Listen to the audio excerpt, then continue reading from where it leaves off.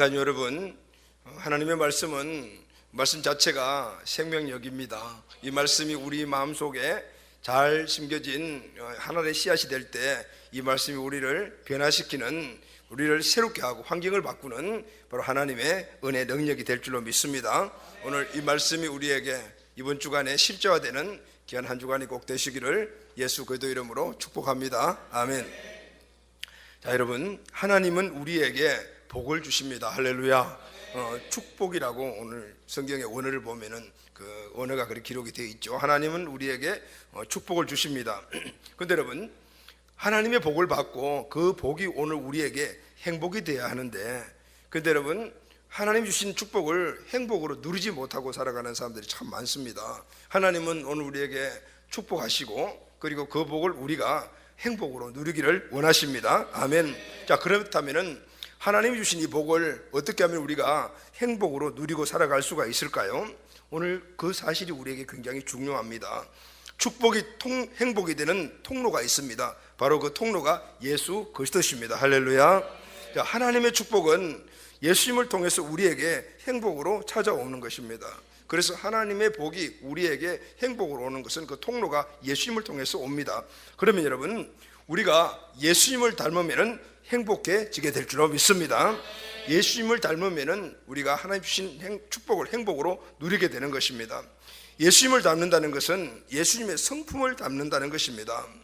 축복을 행복으로 바꿔주는 예수님의 성품이 바로 산상수훈 마태복음 5장에 나오는 첫 번째 팔복의 내용입니다. 우리는 이제 이 팔복을 함께 나누고 있습니다. 팔복은 예수님이 제자들에게 가르쳐 주신 예수님 당신 자신의 성품입니다. 이 성품을 닮았을 때, 성품을 가졌을 때 하나님이 주시는 은혜, 축복들을 행복한 삶으로 우리가 누릴 수가 있는 것입니다. 여러분, 제자들에게 주셨다는 것도 굉장히 중요한 의미가 있습니다. 예수님은 제자들을 선택하셔서 3년 반 동안 훈련하시고 그들에게 사명을 주셔서 열방까지 나아가 그 복음을 전파하라고 하셨습니다. 그런데 이 제자들을 훈련하는 과정 속에서 오늘 산상수훈을 가르쳐 주십니다. 이 말씀은 바로 제자들이 전하는 그 복음 안에 있는 하나님의 축복을 누리는 방법을 너희들이 먼저 누리고 그리고 그것도 전해야 된다라고 말씀하신 것입니다. 할렐루야. 여러분, 복음 안에 있는 축복, 하나님이 모든 인류에게 주시는 창세기 1장 28장의 생육번성의 축복은 바로 오늘 예수님의 성품을 담는 데서 우리가 누리는 행복으로 바뀌어지게 되는 것입니다. 사랑하는 가족 여러분, 우리도 예수님의 성품을 통해서 하나님이 우리에게 주신 모든 축복을 우리 삶의 모든 영역에서 꼭 누리게 되기를 예수 그리스도 이름으로 축복합니다. 자, 오늘은 여러분 두 번째 시간입니다. 오늘 두 번째 시간 4절 말씀을 보면은 애통하는 자는 복이 있나니 그들이 위로를 받을 것이며 라고 기록을 하고 있습니다. 애통하는 자가 행복하다, 이 말씀이죠. 그런데 여러분, 우리가 이제 팔복을 접하면서 예수님이 하신 이 팔복의 말씀을 우리가 접하면서 예수님이 하신 말씀이 이해하는 것이 그렇게 쉽지 않습니다. 왜냐하면 우리가 갖고 있는 생각, 우리 상식과는 좀 뛰어넘는 그런 다른 말씀을 예수님이 하시기 때문입니다. 지난주에 우리가 가난한 자가 행복하다라고 함께 배웠죠. 그런데 여러분, 우리의 상식과 생각은 가난하면 불행한 것입니다. 그런데 예수님은 가난하면 행복하다라고 말씀을 하셨습니다. 또 오늘 본문도 보면 애통하는 자가 행복하다라고 말씀하십니다. 여러분, 애통은 애절하게 우는 것, 이것이 바로 애통입니다. 어떻게 애절하게 우는 자가 행복합니까? 소문만복내라는 말이 있죠. 웃으면 복이 온다라는 말은 우리가 잘 알고 있습니다. 그런데 우는 자가 복이 있다라는 말은 잘 들은 기억이 없어요. 정말로 여러분, 우는 것이 행복일까요? 우리가 우는 것 자체가 우리에게 행복을 가져다 주는 것일까요?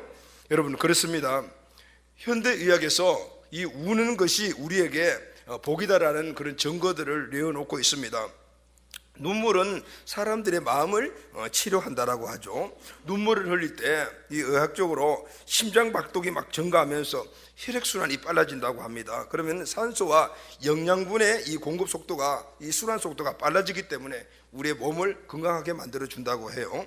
여러분, 엔도르핀은 웃을 때 생기는 호르몬이지만 글로불린은, 이런 글로불린과 같은 항체는 우리가 울 때 생기는 호르몬이라고 합니다. 우리가 울면은 이 글로불린 항체가 2배 이상 생겨서 암세포를 억제해 준다고 해요. 그러니까 우리가 울면은 몸이 건강해지는 것이죠. 또 하나, 심리학적으로 보게 되면은 우리가 눈물을 흘리게 되면 우리 안에 있는, 마음의 안에 있는 이 찌꺼기들이 배출되죠. 우리가 울면은 몸 안에 있는 여러 가지 나쁜 것들이 눈물과 함께 밖으로 배출됩니다. 그래서 우리 마음이 건강해지는 것입니다. 그래서 여러분, 눈물은 단지 우리가 어떤 슬픔이 있을 때 그것이 표현되는 것뿐만 아니고 우리가 바로 사는 길입니다. 할렐루야. 우리의 몸을 살리기 위해서도 우리가 울어야 하고, 또 따뜻한 인간관계 회복을 위해서도 우리가 울어야 하고, 또 잘못되어가는 이 병든 세상을 바라보면서도 우리가 울어야 합니다. 가장 중요한 것은 바로 하나님의 나라를 위해서 우리가 울 줄 알아야 됩니다. 할렐루야. 그래서 성경에 나오는 우리 믿음의 선지들을 보면은 눈물이 많은 사람들이었습니다. 아브라함도 울었습니다. 왜 울었습니까? 사랑하는 아내가 죽었을 때 울었습니다. 하갈은 광야에 이렇게 내버림을 받아서 광야에서 통곡하며 울었습니다. 야곱은 사랑하는 아내 라헬이 죽었을 때 울었습니다. 다윗은 그의 아들 압살롬이 죽었을 때 울었고, 정말 친형제 같은 요나단이 죽었을 때 울었습니다. 한나는 자식 없는 서러움 때문에 한이 맺혀서 울었고요. 에레미야는 조국이 망해져가는 그런 모습을 보면서 가슴에 벅차오르는 눈물을 감출 수가 없었습니다. 그래서 눈물의 선지자라는 별명을 얻었습니다. 느헤미야는 조국 예루살렘에 성벽이 무너졌다는 소식을 듣고 울었습니다. 여러분, 베드로도 울었습니다. 예수님도 3번씩이나 크게 울었습니다. 그래서 여러분, 오늘 우리가 영육으로 건강하기 위해서는 울어야 합니다. 할렐루야. 이 울음이 우리에게 회복이 되어야 합니다. 그래야만 우리가 행복하게 살아갈 수가 있고 행복을 누릴 수가 있습니다. 자, 그렇다면 무엇을 위해서 우리가 울어야 할까요? 성경 전체에 믿음의 선진들이 울었던 모습은 다양합니다. 개인을 위해서 울었고, 사랑하는 사람을 위해서 울었고, 그리고 또 국가 민족을 위해서 울었고, 조국을 위해서 이렇게 울었습니다. 이 믿음의 선진들의 울음을 종합을 해보니까 3가지가 오늘 우리의 울음이 대상이 됩니다. 우리는 3가지 오늘 크게 울어야 될 줄로 믿습니다. 첫째는 나 자신을 위해서 우는 것, 두 번째는 남을 이웃을 위해서 울어야 하고, 세 번째는 하나님을 위해서 우는 이 울음이 우리에게 회복이 되어야 합니다. 자, 여러분, 원래는 우리 온 가족들 많이 우시기를 주의 이름으로 축원합니다. 그래야만이 오늘 나 자신이 행복하고 우리 이웃이 행복하고 나와 관계 속에서 행복하며 하나님과 관계 속에서 행복한 삶을 살아가게 될 줄로 믿습니다. 아멘. 자, 그럼 첫째로 우리는 나 자신을 위해서 울어야 합니다. 나 자신을 위해서 울 줄 알아야 합니다. 여러분, 왜 나 자신을 위해서 울어야 할까요? 우리는 하나님 앞에 서 보게 되면요, 우리는 나 자신은 늘 죄인이라는 사실을 알게 되기 때문입니다. 그래서 우리는 그때부터 울 수가 있어요. 나는 하나님 앞에 서 보게 되면 내가 너무너무 부족하구나, 나는 죄인이구나 라는 사실을 알게 됩니다. 마땅히 하나님의 뜻대로 살지 못했던 내 삶의 모습도 그때부터 돌이켜보게 됩니다. 그때 그 내 모습, 연약한 내 모습, 죄인인 내 모습을 보고 울게 되는 것입니다. 여러분, 만약에 오늘 내가 울지 않으면, 나 자신을 볼 수 없다라면 하나님의 위로를 받을 수가 없습니다. 하나님과의 관계 회복이 되지 않아요. 그렇게 되면 우리는 진정한 행복한 삶을 살아갈 수가 없는 것입니다. 그래서 우리는 하나님 앞에 서보고, 주님 앞에 서보고, 내 자신을 바라보고 내 자신을 깨닫고 그리고 울어야 한다. 할렐루야. 자, 어느 날 예수님이 한 바리새인의 집에 초청을 받았습니다. 예수님이 그 집에 도착해서 식탁에 앉는 순간에 한 여인이 그곳에 들어왔습니다. 그리고 예수님 뒤에 서서 울기 시작을 합니다. 사람들이 이 모습을 보고 아마 이런 생각을 했을 것 같습니다. 저 여자가 예수님에게 무슨 할 말이 있나 보다. 그런데 여인은 말없이 계속 울기만 합니다. 계속해서 울더니 이번에는 예수님 앞에 무릎을 꿇었습니다. 눈물이 예수님 발에 뚝뚝뚝 떨어졌습니다.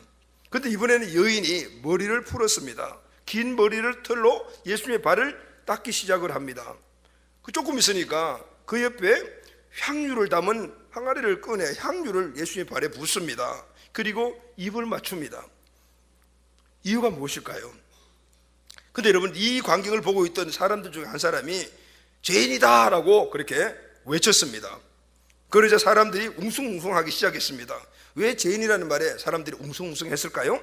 이 당시에 죄인이라고 지칭하는 사람들은 두 종류가 있어서 두 분류가 있었습니다. 첫째는 세리입니다. 두 번째는 창녀였습니다. 이 여인은 바로 몸을 파는 창녀였던 것입니다. 이 두 분류 사람들, 세리와 창녀들은 그 당시 일반 사람들에게 소외당했습니다. 사람 취급을 받지 못하고 대접을 받지 못했던 사람들입니다. 그 죄인인 이 여인이 예수님 앞에 나온 것입니다. 누가복음 7장 38절 말씀을 보면은 예수의 뒤로 그 발 곁에 서서 울며 눈물로 그 발을 적시고, 이렇게 이 여인이 울었습니다. 예수님 앞에 와서 울었습니다. 왜 울었을까요? 한이 많았기 때문에 울었습니다. 이 여인의 마음에는 한이 쌓여 있었습니다. 한번 생각해 보십시오, 여러분.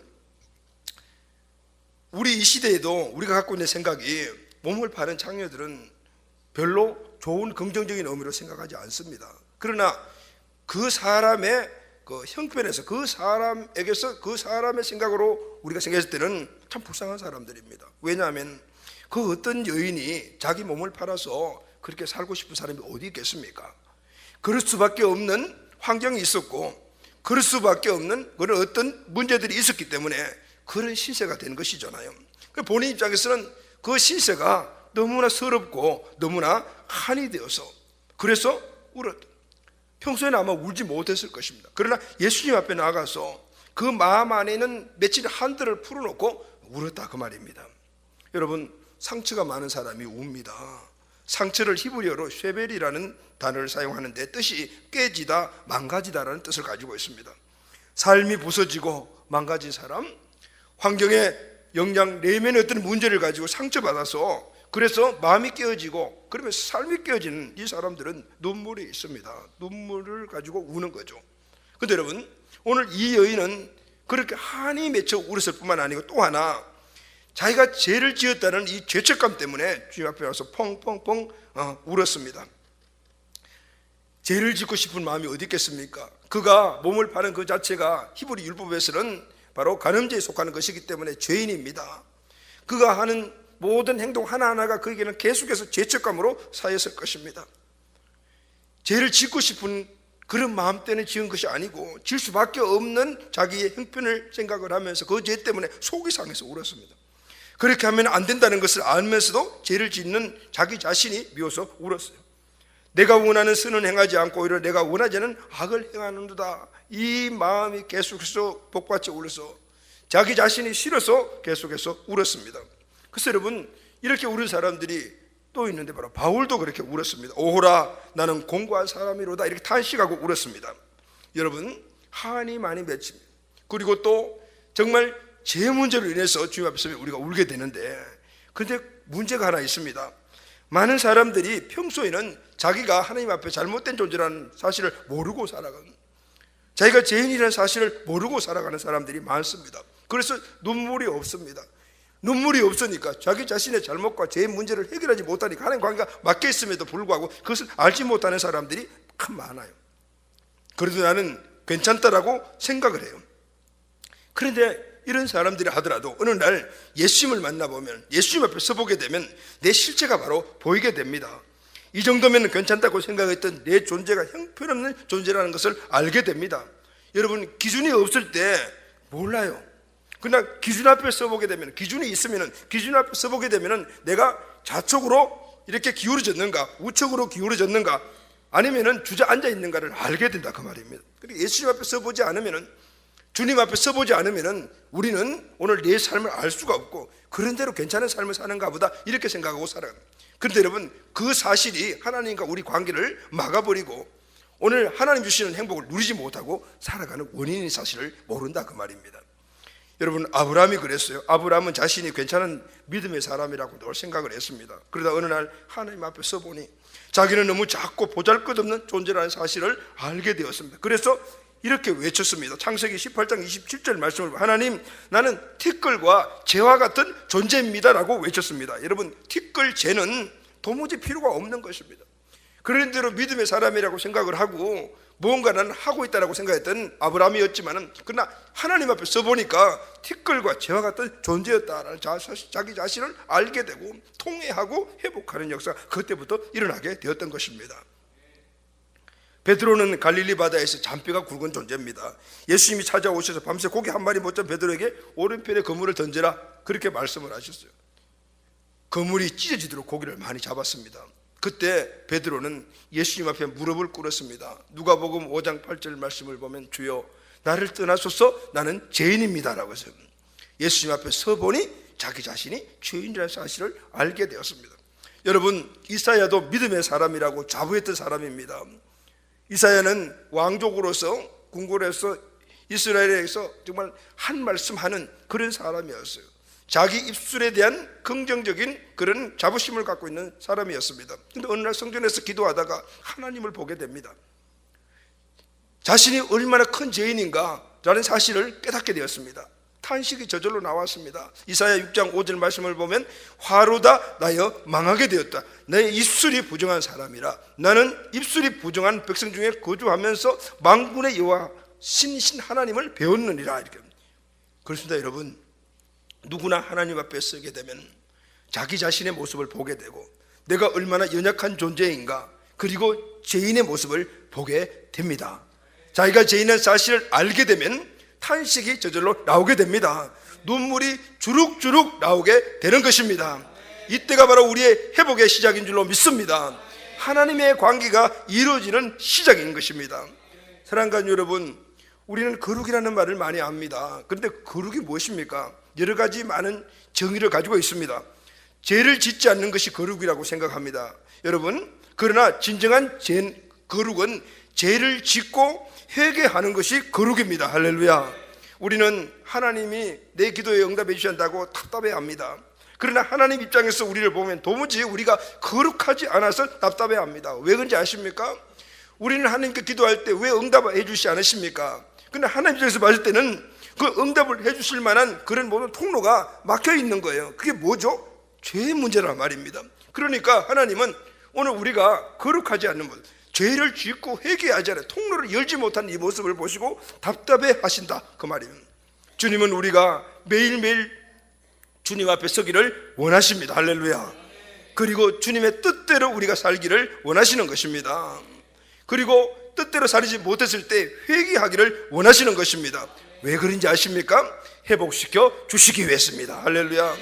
우리가 창녀와 같이 주님 앞에 서서 자신의 모습을 보고 울기를 원하시는 것입니다. 이유가 뭐냐 하면 우리의 눈물을 통해서 위로해 주시기 위함인 것입니다. 오늘 그 위로는 회복을 말하는 것이고 그 회복은 우리에게 행복한 삶을 말하는 거예요. 하나님이 우리를 울게 원하신 이유는 우리를 회복시켜 주시고 우리를 행복한 삶을 주시기 위해서입니다. 주님의 위로가 우리를 회복시키고 우리를 행복으로 이끌어 주십니다. 할렐루야. 주님께서 그 여자에게 뭐라고 말씀하셨습니까? 누가복음 7장 48절 말씀을 보면은 이 여자에게 이르시되 내 죄사함을 받았느니라. 할렐루야. 이 여인은 마음속에 하기 싫은 그런 일들 때문에 계속 그 일을 하며 죄를 지음으로 말미암아 죄책감이 쌓여서 완전히 죄책감의 덩어리가 되어 있었고, 그런데 주님 말씀하셨습니다. 여인이여 내 죄사함을 받았느니라. 죄책감이 그 눈물, 주님 앞에 흘리는 그 눈물을 통해서 완전히 해방되어 버렸습니다. 할렐루야. 누가복음 7장 50절 말씀 보면은 예수께서 이 여자에게 이르시되 내 믿음이 너를 구원하였으니 평안히 가라 하시니라. 아멘. 마음에 한이 많았던 이 여인, 예수님 앞에 눈물을 흘림으로 말미암아 주님이 주시는 평안을 얻었습니다. 할렐루야. 이 여인은 비로소 자유함을 얻게 되었고 행복한 삶을 찾았던 것입니다. 할렐루야.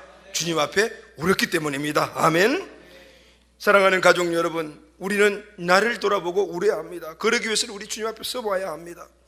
우리가 주님 앞에 서봤을 때 내 안에 있는 오늘 하나님과의 관계가 막혀지는 것들이 깨닫게 되고 오늘 이것을 주님 앞에 드리는 애절함과 통곡함이 일어날 때 오늘 주님의 위로와 행복이 우리에게 임하게 될 줄로 믿습니다. 아멘. 자, 두 번째는요, 이웃을 위해서 울어야 합니다. 두 번째는 우리가 이웃을 위해서 울 때 이웃과의 관계 속에서 우리가 행복을 누릴 수가 있습니다.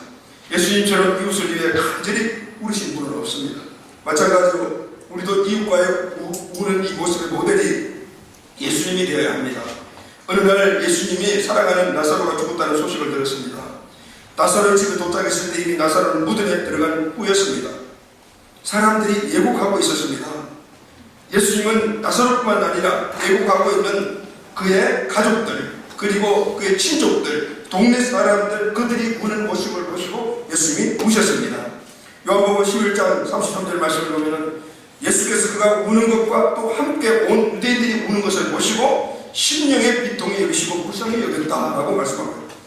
나사로가 죽어서 이미 무덤 속에 들어간 이후에 그의 가족들인 마리아 마르다가 심히 기뻐해서 구석에 울고 있었고, 또 함께 유대인들, 친척들이겠죠. 그 동네 사는 사람들이 함께 울고 있는 모습을 보시고 예수님은 심령의 비통이 여기서 불쌍히 여겼다, 비통이 여기셨다라는 말이 나와요. 여러분, 비통이 여기셨다라는 이 말씀은 예전성경을 통불이 여기셨다라고 그렇게 기록을 하고 있죠. 이 말은 헬라어로 비통이 여기셨단 말에 헬라어 원어가 엠브리 마스타이라는 이 말의 의미는요, 말 예고 타고 다니는, 우리는 아니죠, 타고 다니는 말이죠. 이 말이 우는 모습을 이야기를 하고 있습니다. 여러분, 말은요, 울 때 눈물도 흘릴 수 있는, 그런데 그냥 울지 않는다고 합니다. 어떻게 우냐면 콧구멍을 팍팍 내쉬면서. 여러분, 오늘 우리가 안에서 막 화가 북받치고 막 문제들 큰 생기면 울 때 눈물 콧물 나면서 막 이렇게 울잖아요. 그런 모습들이 말하긴 말이에요. 그리고 온몸을 막 쥐어짜면서 운다고 합니다.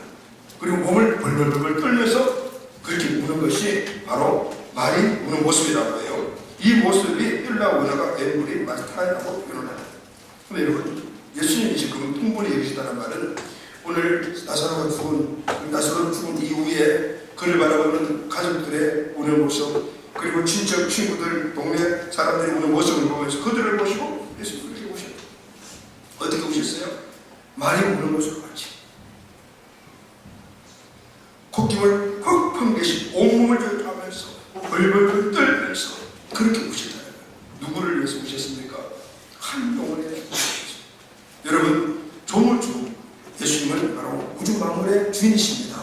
그런데 그 조물주가 한 피조물이 죽었다고 이렇게 울 수 있단 말입니까?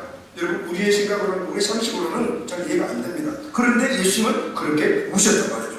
왜 그렇게 우셨을까요? 이유가 무엇일까요? 그것은 그분 안에 있는 모든 피조물을 사랑하는 사랑의 마음대로. 할렐루야.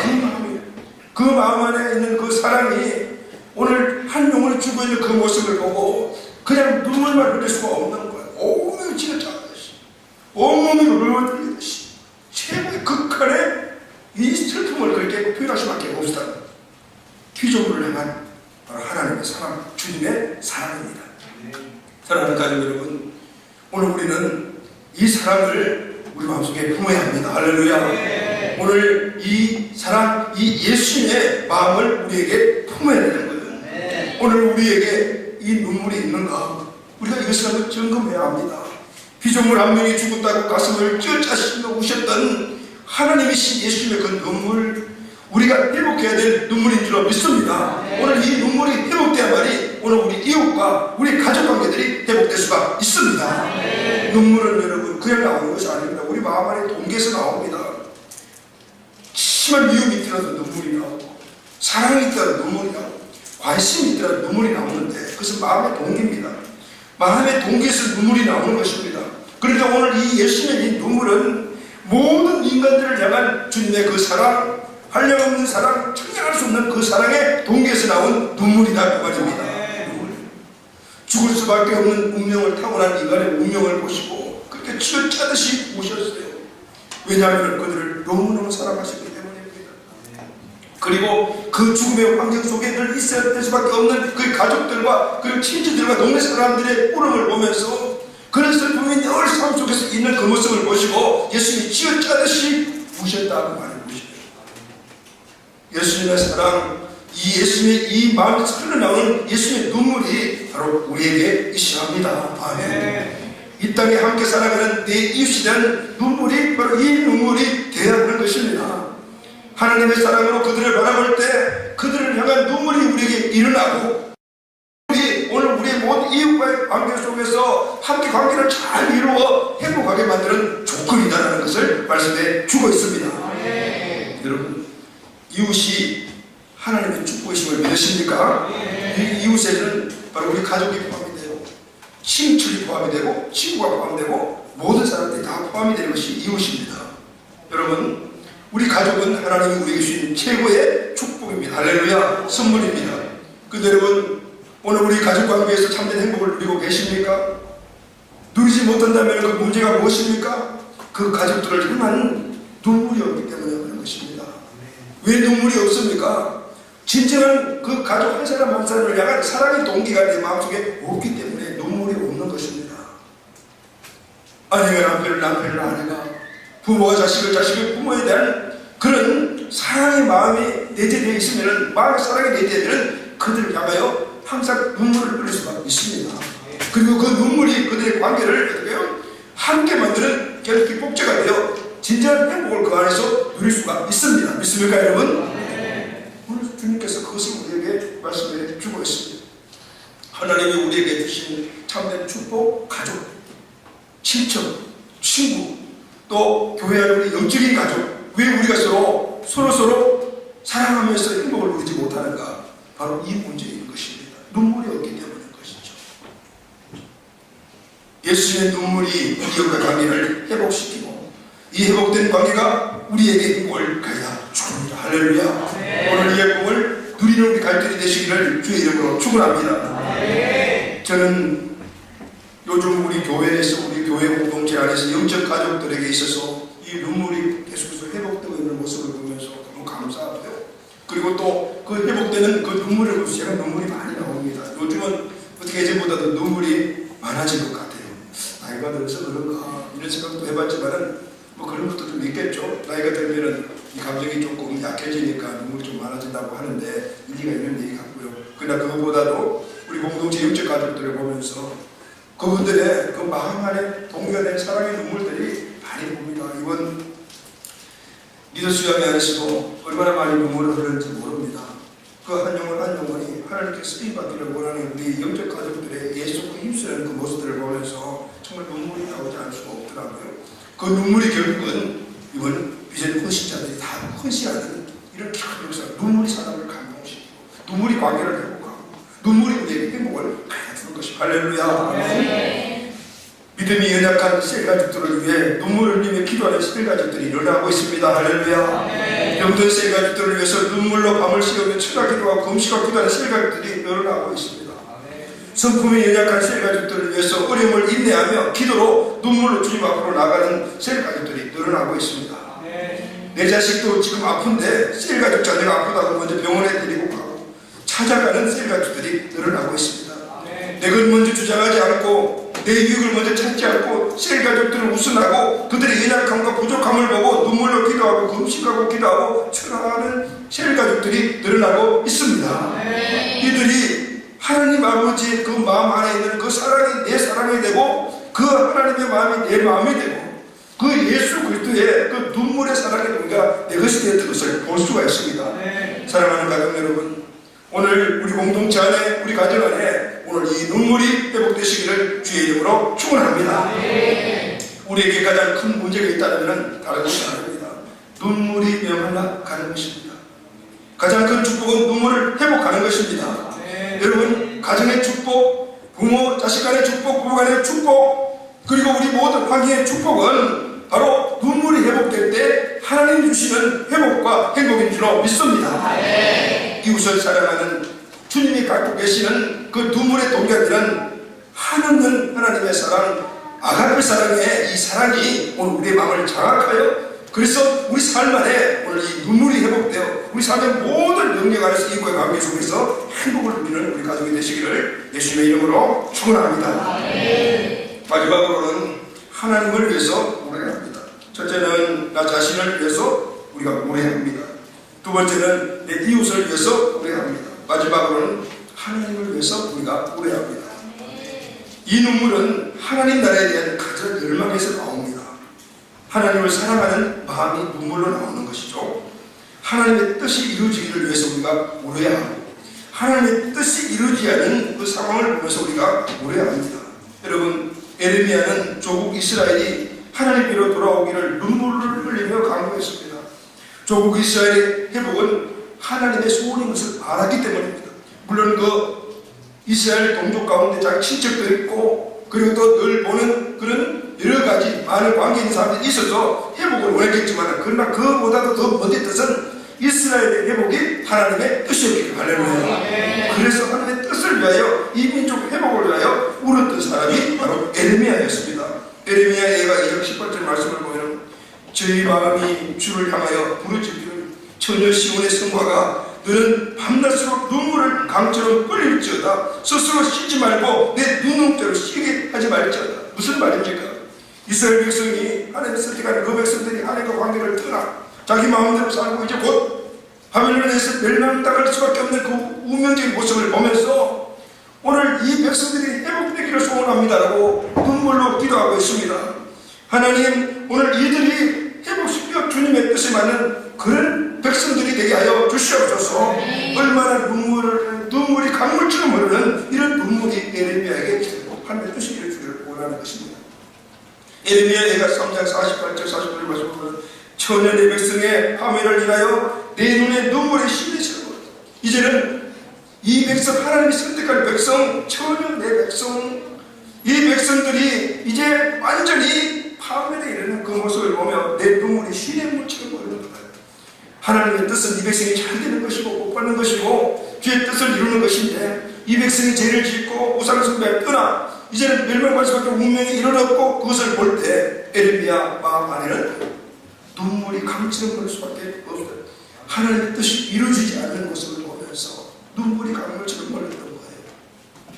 에레미야는 이스라엘을 향한 하나님의 뜻이 이루어지기를 그래서 눈물로 그 뜻이 이루어지지 않는 모습을 보면서 눈물을 흘리게 돼요. 에레미야는 하나님의 뜻을 알고 있었고 하나님의 마음을 가져야 했습니다. 이 에레미야의 이 눈물의 기도에서 하나님께서 회복의 말씀을 그에게 전해주십니다. 할렐루야. 여러분, 바울도 눈물로 기도했습니다. 바울은 그가 개척했고 세웠고 섬겼던 교회가 하나님의 은혜 가운데서 있기를 소망하며 밤낮을 눈물로 기도했습니다.